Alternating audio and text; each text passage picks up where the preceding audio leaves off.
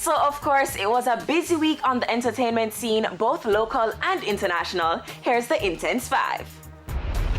Tommy Lee is still in custody and has not one but 3 hearing dates set for next week. His lawyers are definitely not happy, as all appeals so far to get him released haven't worked. Megan Thee Stallion, who still hasn't said who shot her by the way, is the new face of Revlon's global campaign. You still need to talk up though. Meg, come on. Ellie. Still the energy god, but watch out for those slippery floors, man. The slippery floors.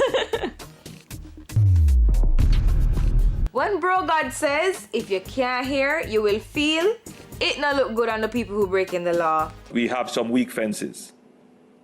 Some people who believe that they have some special immunity to the disease. We have some people who it would appear that they would do everything possible not to observe the recommendations of authorized sources.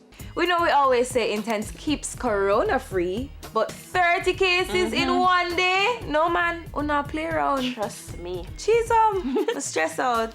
And finally holding the spot this week, why not buy yourself a house for your birthday? Hey. Well, that's exactly what Queen Spice did and surprised her kids. Big up to you, Spice, and happy birthday, girl. You're doing it big. Yes. That's it for the Intense 5 this week. Loads more next week. Remember to follow us on IG at TVJ Intense. And of course, if there's anything intense in your area, DM us and we'll be sure to check it out.